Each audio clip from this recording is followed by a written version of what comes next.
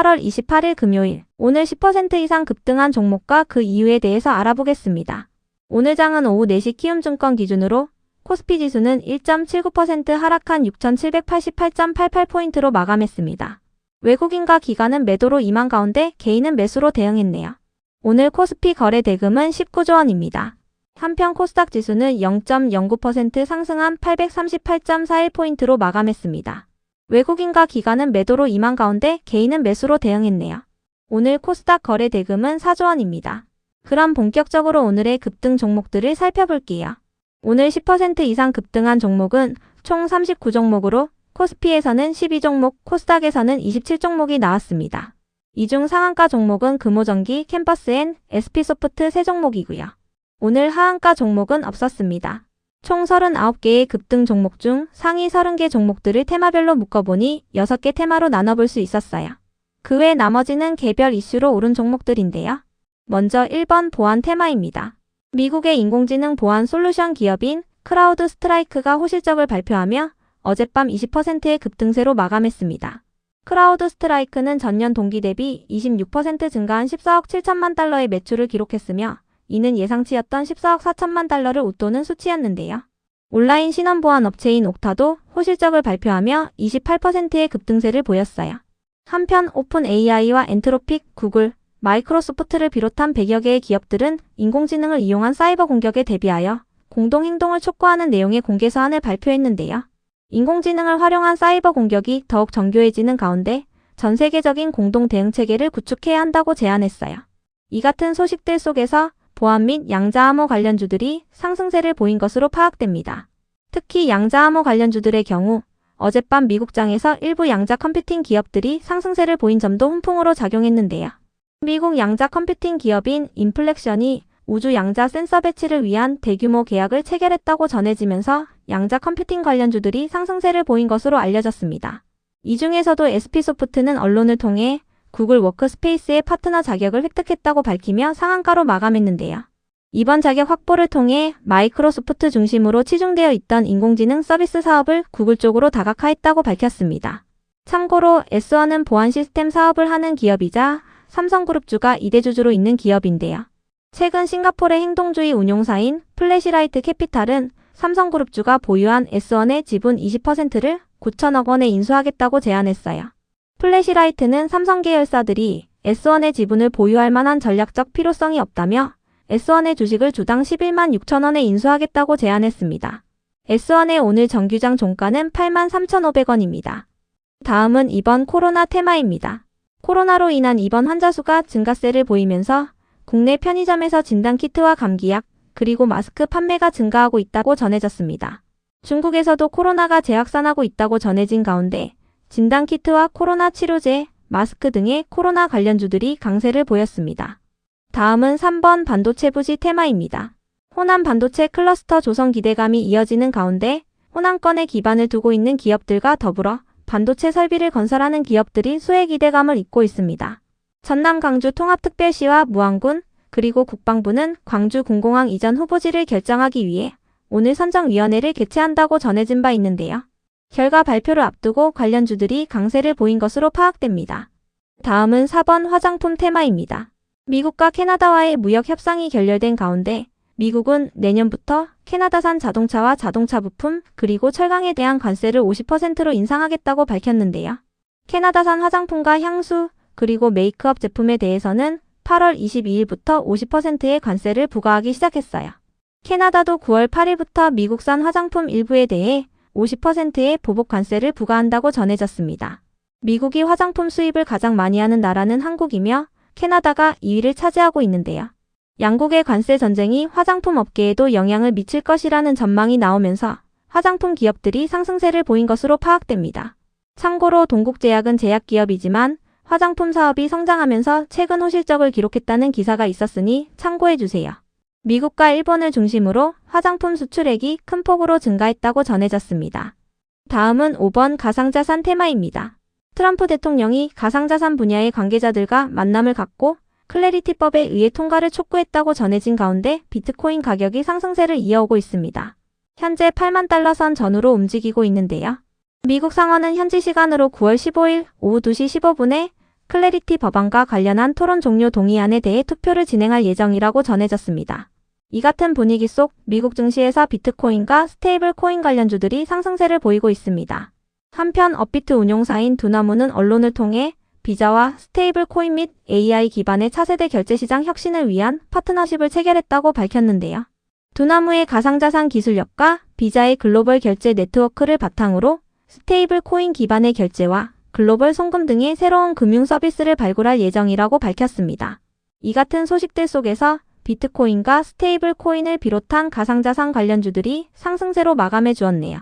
이 중에서도 쿠코는 스테이블 코인 사업 확장 기대감을 입으며 강세를 보였고, 고스트 스튜디오는 41억 원 규모의 자사주 취득을 결정했다고 공시하며 강세로 마감했습니다.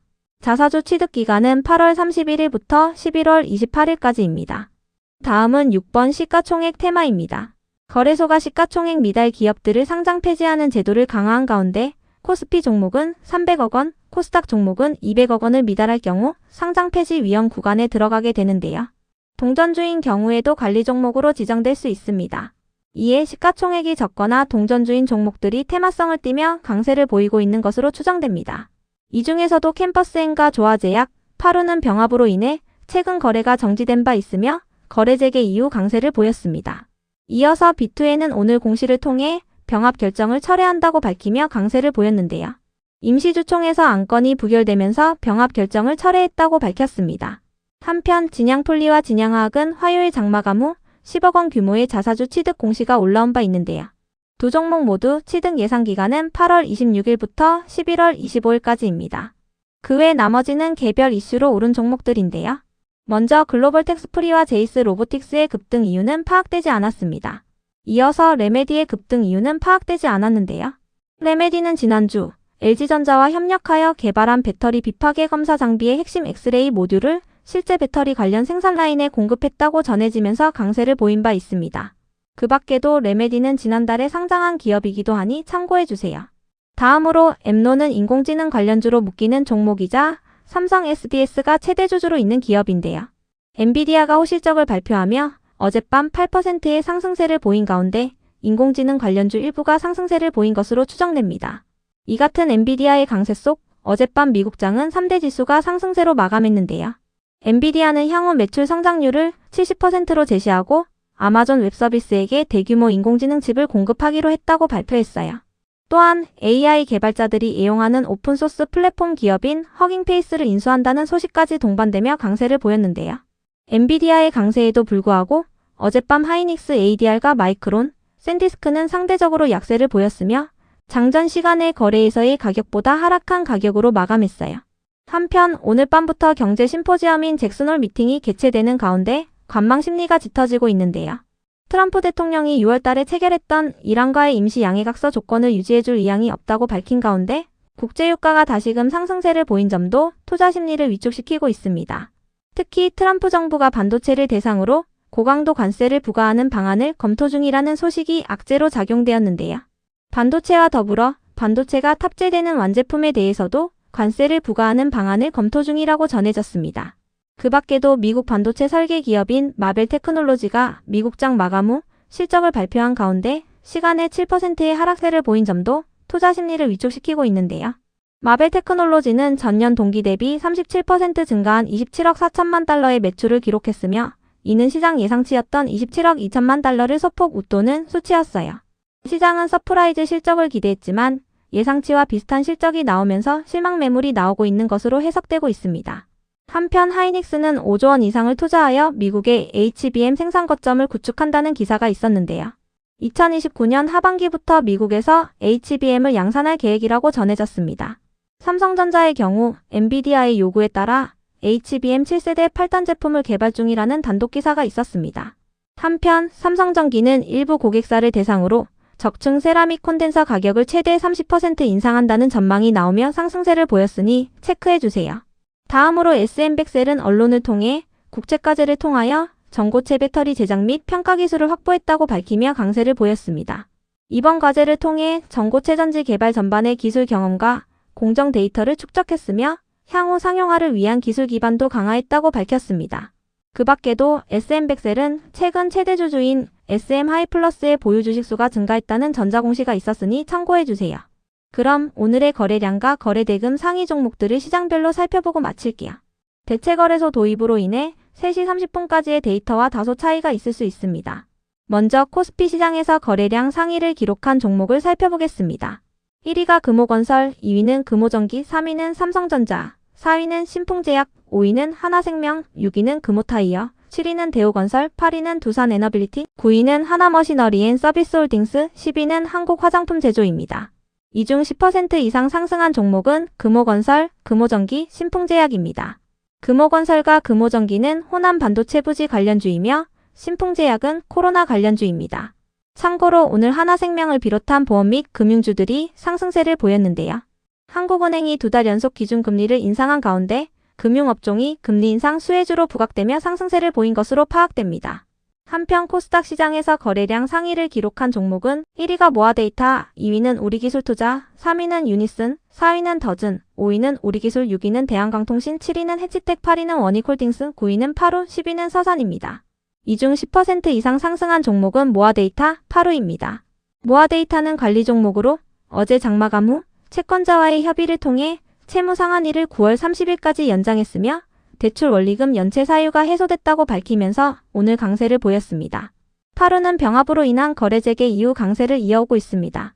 다음으로 코스피 시장에서 거래 대금 상위를 기록한 종목을 살펴보겠습니다. 1위가 하이닉스, 2위는 삼성전자, 3위는 삼성전기, 4위는 SK스퀘어, 5위는 금호건설, 6위는 두산에너빌리티, 7위는 삼성전자 우선주, 8위는 삼성 SDI, 9위는 네이버, 10위는 효성중공업입니다. 이 중 10% 이상 상승한 종목은 금호건설입니다. 호남 반도체 부지 관련주로 묶이며 강세를 보였습니다. 한편 코스닥 시장에서 거래 대금 상위를 기록한 종목은 1위가 알테오젠, 2위는 심텍, 3위는 실리콘투, 4위는 원익홀딩스, 5위는 우리기술투자, 6위는 해치텍, 7위는 HPSP, 8위는 파마리서치, 9위는 우리기술, 10위는 대한광통신입니다. 이 중 10% 이상 상승한 종목은 없었습니다. 참고로 알테오젠은 증권사의 리포트가 붙어주며 상승세를 보인 것으로 추정되는데요. 상상인 증권은 재형변환 플랫폼의 처방 수요가 확대되는 가운데 알테오젠이 실적 개선이 본격화되고 있다고 분석했습니다.